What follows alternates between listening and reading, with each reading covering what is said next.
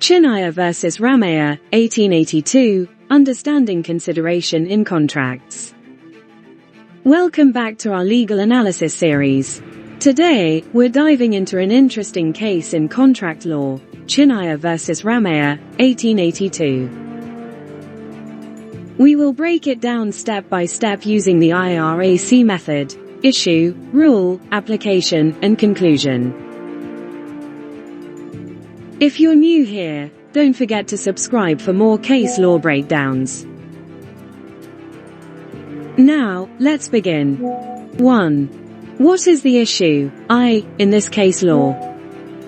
A peaceful village setting. An elderly woman, mother, is seen talking to her daughter, Chinnaya. In the case of Chinnaya vs. Ramayya, 1882, the main issue was whether a contract without direct consideration between two parties was enforceable. The mother hands a written deed to a middle-aged man, Ramayya, who looks grateful. A mother gifted her land to her daughter, Chinnaya, through a registered deed. On the same day, Chinnaya promised to pay an annual allowance of 653 rupees to Ramayya, her maternal uncle, as instructed by her mother. The mother passes away. Chinnaya is later seen talking to Ramayya with a dismissive expression. However, after the mother's death, Chinnaya refused to pay the allowance, claiming that Ramayya had not provided her with any consideration for this promise. 2. What is the rule, in this case law? A book labeled Indian Contract Act, 1872, appears on the screen. Under contract law, consideration is essential for a valid contract. According to Section 2(d) of the Indian Contract Act, 1872, consideration can come from a third party, as long as it is at the desire of the promisor. A courtroom where a judge is reviewing legal principles.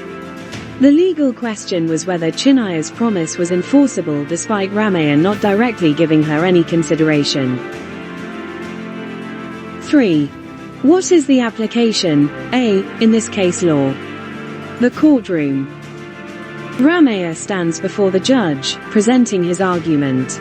Ramayya argued that the promise was valid because it was made at the request of Chinnaya's mother, who had already transferred the land to her daughter.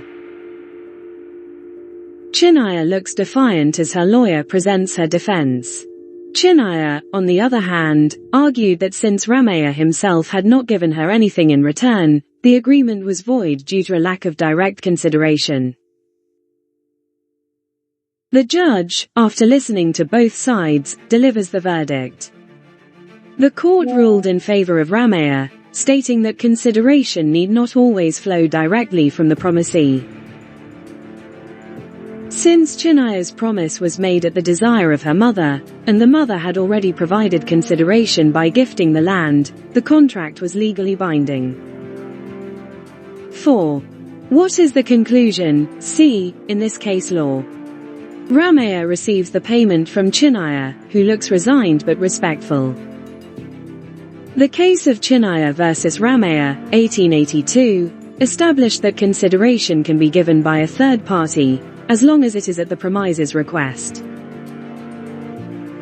This ruling reinforced the broad interpretation of consideration in Indian contract law. A summary screen appears with key takeaways written on it. Why does this case matter? Well, Chinnaya vs. Ramayya, 1882, set a significant precedent in contract law. It clarified that third-party consideration is legally recognized. This ruling influences modern contractual agreements, where obligations may be established between multiple parties, such as in business transactions, family settlements, and property transfers. Consideration need not always come directly from the promisee. A contract is enforceable if consideration is provided at the premise's request. This case expanded the understanding of contract law in India. YouTube like and subscribe animation, narrator on screen, narrator, And that wraps up our breakdown of Chinnaya versus Ramayya, 1882, using the IRAC method. What do you think about this case? Do you agree with the court's decision? Drop your thoughts in the comments below. If you enjoyed this analysis, make sure to like, subscribe, and hit the notification bell so you never miss out on more legal case discussions. See you in the next video.